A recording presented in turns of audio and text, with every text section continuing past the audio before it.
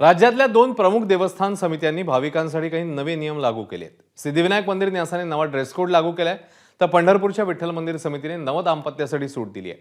मात्र तुळजापूरमध्ये एका नियमावरून सुरू झालेला वाद अजूनही सुरूच आहे। पाहूया देवाच्या दरबारातील ही नियमांची वारी। सिद्धिविनायक मंदिरात ड्रेस कोड, पंढरीत नवदाम्पत्यांना थेट दर्शन, तुळजापुरात चरण स्पर्शावरून वाद। मुंबईतलं सिद्धिविनायक मंदिर, पंढरपूरचं विठ्ठल मंदिर आणि धाराशिवमधलं तुळजाभवानी मंदिर, राज्यातली ही तीन मोठी देवस्थानं त्यांनी लागू केलेल्या नव्या नियमांमुळे सध्या चर्चेत आली आहे। मुंबईतल्या प्रसिद्ध सिद्धिविनायक मंदिरात आता ड्रेस कोड लागू करण्याचा निर्णय मंदिर समितीने घेतलाय। सिद्धिविनायक न्यासानं या संदर्भात अधिकृत पत्रक प्रसिद्ध केलंय। एक आचारसंहिता आम्ही पेहरावर ठेवलेली आहे, ड्रेस कोडवर ठेवलेली आहे की आमच्या निदर्शनास आलेल्या किंवा काही भक्तांच्या सूचना किंवा तक्रारी सुद्धा न्यासाकडे प्राप्त झाल्या होत्या की मंदिरामध्ये काही भाविक येतात, मग ते कोणी भाविक कुठल्या जातीचे धर्माचे पंथाचे असतील, स्त्री किंवा पुरुष असेल, ते काही भाविकांचे पेहराव हे संकोच वाटणारे, समोरच्याला संकोच वाटणारे होते। इथे हाच पेहराव घाला, हेच कपडे घालावे, त्यामध्ये कुठलाही निर्बंध नाही, परंतु जे पेहराव कराल तो पूर्णपणे समोरच्याला भक्तांना कुठलाही संकोच वाटणारा नसावा। फेब्रुवारीच्या पहिल्या आठवड्यापासूनच हा ड्रेस कोड लागू होणार आहे। नव्या नियमानुसार सिद्धिविनायक मंदिरात येताना नागरिकांना संकोच वाटणार नाही असे कपडे परिधान करावेत। भक्ताचा पेहराव हा पावित्र्य जपणारा असावा। पारंपरिक वेशभूषा किंवा अंगभर कपडे परिधान करावेत। तोकडे कपडे घालून मंदिरात प्रवेश करता येणार नाहीत असे ड्रेस कोड लावण्यात आले।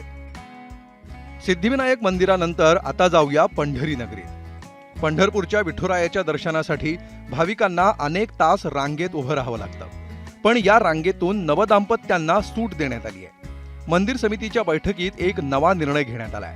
नवीन लग्न झालेल्या जोडप्याला आता थेट दर्शन मिळणार आहे। नवीन लग्न झालेले जे जोडपे असतील त्यांच्यासोबत ते दोघं आणि त्यांच्यासोबत इतर तीन यांना दर्शनाला सोडायसाठी व्यवस्था केली गेलेली आहे।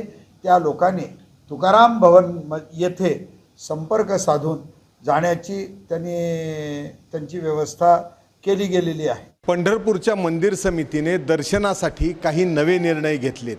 नवदाम्पत्यासाठी घेतलेल्या निर्णयासोबत स्थानिकांसाठी दर्शनाची वेळ वाढवण्यात आली आहे। दिव्यांगासाठी व्हीलचेअरची व्यवस्था, झटपट दर्शनाची सोयही करण्यात येणार आहे। त्याचबरोबर दर्शन रांगेत मृत्यू झालेल्या भाविकाच्या कुटुंबियांना 1 लाखापर्यंत आर्थिक मदत दिली जाणार आहे। विठ्ठल रुक्मिणी मंदिर समितीने आज जो दुपारी निर्णय घेतलेला आहे, सकाळी गावातील स्थानिक लोकांसाठी सकाळी 6 ते 7 आणि संध्याकाळी 10 ते 10:30 ह्या वेळेत स्थानिक लोकांना दर्शन मिळणार आहे। खरंच हा स्तुत्य असा निर्णय मंदिर समितीने घेतलेला आहे। ही अतिशय आनंदाची गोष्ट आहे, कारण रोजच्या घाईगडबडीमध्ये दर्शनाला जाण्यासाठी लोक उत्सुक असतात, पण वेळेचं नियोजन होऊ शकत नसल्या कारणाने रात्री 10 ते 10:30 ही वेळ अतिशय सर्वांना जमण्यासारखी आहे। आपल्यापैकी अनेकांची कुलदैवत म्हणजे तुळजापूरची तुळजाभवानी। सध्या तुळजाभवानी मंदिरात चरण स्पर्शाच्या नियमावरून 2 पुजारी मंडळात वाद सुरू आहेत। तुळजापुरातील तुळजाभवानी मंदिरात पाळीकर पुजारी मंडळ आणि भोपे पुजारी मंडळ यांच्यामध्ये देवीच्या चरण स्पर्शावरून वाद आहे। पाळीकर पुजारी मंडळातील महिलांना चरण स्पर्श करू दिला जात नाही, कारण भोपी पुजारी मंडळाचा त्याला विरोध आहे। मधल्या काळात आम्ही हात लावण्याचा प्रयत्न केला, वाद झाले आमचे। मग कुठल्याच महिलेला, म्हणजे 2 गट आहेत आमचे, दोन्ही गटातल्या कुठल्याच महिलेला हात लावायचा नाही असं ठरलं असताना पण एक गट वारंवार घुसखोरी करून हात लावतो। त्याच्यामुळे ते कुठेतरी आम्ही मंदिराला सहकार्याची भूमिका घेऊन आजपर्यंत आम्ही कुठल्याच वादविवादात न पडता आम्ही रीतसर कागदावर मागणी घेऊन जिल्हाधिकारी साहेबाला वारंवार विनंती करतो। मुंबई हायकोर्टानं सुद्धा या ठिकाणी ऑर्डर केलेले आहे की देवीला चरण स्पर्श करायचा अधिकार कोणाला आहे, त्यामध्ये फक्त कदम भोपे पुजाऱ्यांना हा अधिकार आहे। या ठिकाणी नव्यानं जर अधिकार मंदिर संस्थान देत असेल तर या ठिकाणी सर्वांचं मत घेऊनच त्यांनी मंदिर संस्थानं निर्णय घ्यावेत, चुकीच्या रूढी परंपरा पाडू नयेत। वेगवेगळे देव, वेगवेगळी देवस्थानं आणि वेगवेगळे नियम, कुणाकडून स्वागत होतंय तर कुणाकडून नाराजीचा सूर आळवला जातोय।